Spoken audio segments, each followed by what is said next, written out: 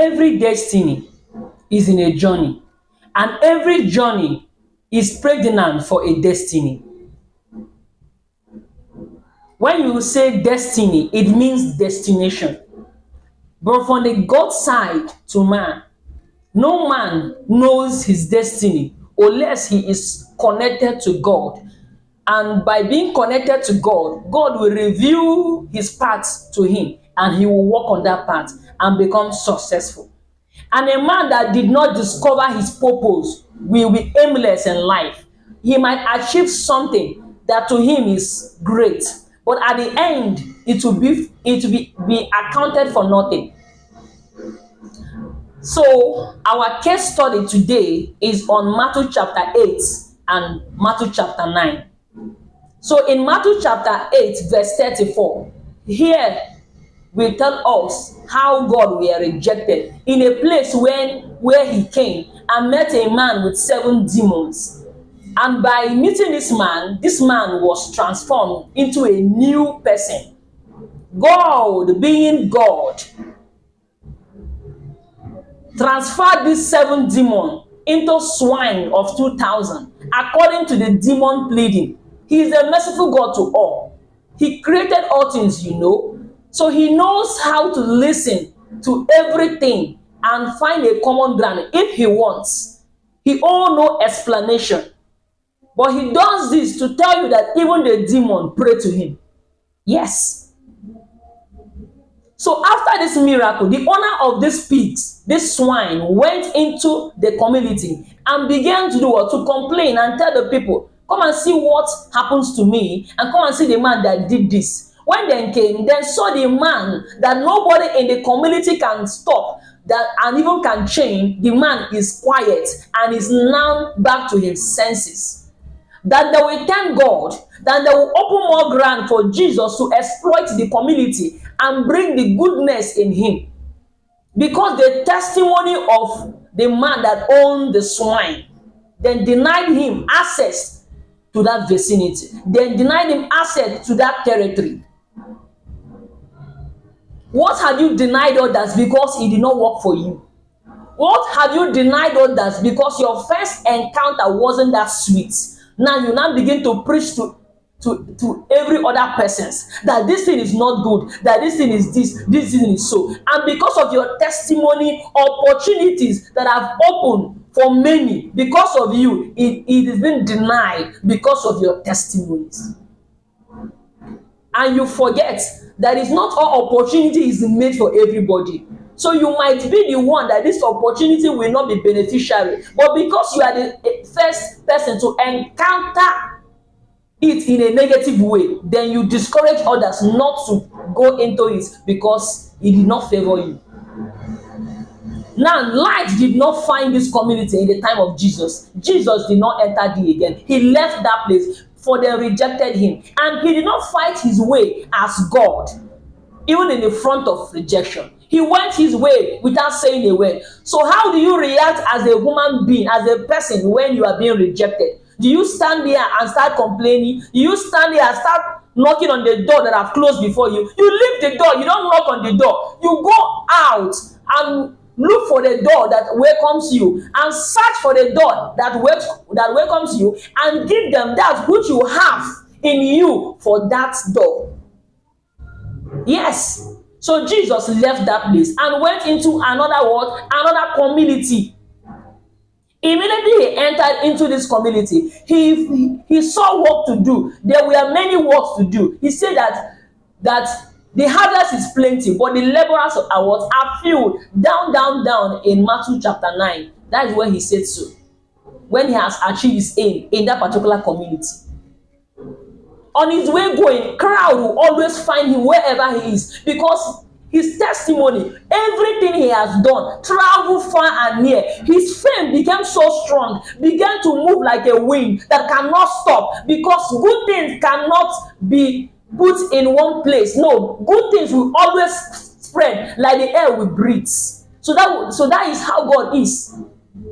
So every community, every village will sit down and be waiting for when he will enter. So once he entered, he did not need to send any invitation. They will invite themselves, become the follower of him until he leave that village.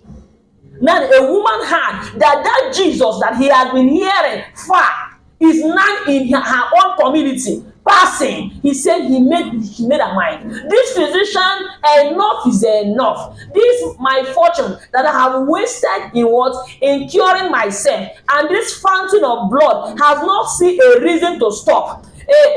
Anyhow, I'm going to find my way. I will press my way in, and if only I will get his garment, I shall be healed. She began to push away.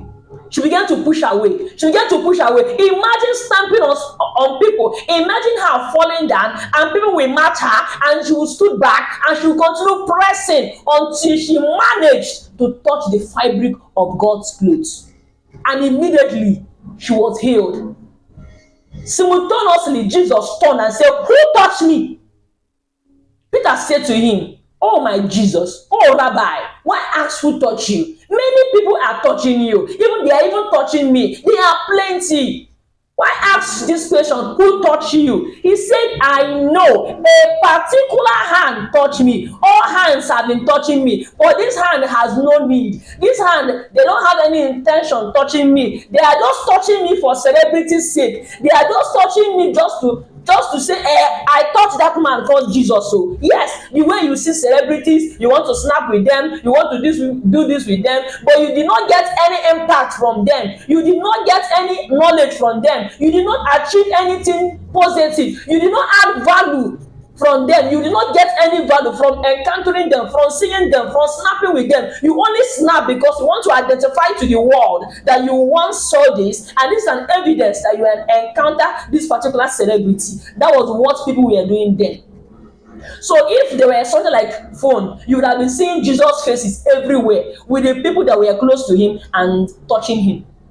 So people touching me, they just want to identify. They just want to have that feeling, that mentality that I touched that man called Jesus. But this woman has no need for celebrity. She just wanted to touch for a need, for a purpose. She just wanted to touch for a solution, and she got what she wants. How many times have you seen men of God or people God has blessed richly in different dimensions, and you are touching them or you are approaching them just to have a picture with them and just to have a sense with them that yes, I've once been with them, or I sat in the same seat in the flights. You took pictures that back it up, but your life remained the same. But another person will come and sit in the atmosphere of that person, and the person will go back, not remaining the same, but you will remain the same, even still having the same image on your phone. That was what happened to these people that were touching God without no intention. So this woman was healed in the journey, and this Jesus was in a journey to a man's house called Jairus. Her daughter was sick. This sickness can even kill that girl. So this man has told Jesus, "Please follow me to my house, for my daughter is seriously ill." And Jesus gave in to that. Jesus was now walking in the direction of this man's house, while this woman with issue of blood touched her and was healed. Now we are in the third phase. Remember the rejection and to the healing of the woman with the issue of blood. Now we are now in the third phase, heading to the home of this man. Now when they are heading towards the home of this man, one of the relation of Jairus met him and told him, "Don't bother yourself. Don't stress yourself. The child which you want to deliver, the child which you want him to be healed, is already dead. Now there is no way. Now there is no solution. Just give up and turn. No, let us start going home." And Jesus looked on him and said, "Only if you believe." This man did not say a word. He continued following Jesus until God entered into his compound, silent every mocker when he said that the child was sleeping, and they begin to laugh, begin to make jest of him. He asked them to go out, and he went inside with the parents of this child. And when he came in, he saw this beautiful girl, and he touched her and said, "Talita Kumi." "Oh, you child, wake up," has been interpreted. And this child woke up. He said, "Find her something to eat." And Jesus left, still in that journey, still returning from that journey. He entered into another house, and a man that could not here. A man that could not talk encountered God, and God healed him. After that, he walked into the synagogue and began to teach. There, he now met plenty infirmity individuals, and he began to deliver them. According to Matthew chapter 9, verse 18, go down there, you will see out from the house of Jairus, you will see how God was now healing different people. That is why from the beginning of this message, it states that every journey is pregnant of many destiny. Now, come back to you. You are in a journey in this life. Sometimes you ask yourself, why is my own case different? Sometimes you ask yourself, why is my own season of waiting so long? Sometimes you ask yourself, even people that God has called, they have fewer years. Some say 3 years I suffered, but why is your own so long? It depends on the destiny that depends on you. When you have plenty destiny, you have to pay some prices for this destiny, because when they encounter you, they are encountering solution. They will have no need to wait again, because that's your time. Your waiting period is the time of what? Of you for bearing their weight, their burden. So when you are done, when you pass that stage of waiting, when they encounter you, they will meet solution, because you have paid the price of their waiting. Number 4, what is crisis? Crisis is defined as what? As opportunity. Yes, crisis is something that overwhelms man, something that is out of the control of a man. Now, what you are in charge of is your thoughts. Your mindset is what you are in charge of. So how can you focus and make sure that what you are in control, you are indeed in control? Is having a positive mindset and believing in that God that does not change, even when everything changes. His promise does not change. His words does not change. You believe what he told you in darkness. Everything he told you, why in your dark moment, you believe in that light he told you, hoping that a time shall come, season shall come when your light will come. Is it not written in your Bible in Isaiah chapter 60? Arise, for your time, for your light is come. Every man has a light.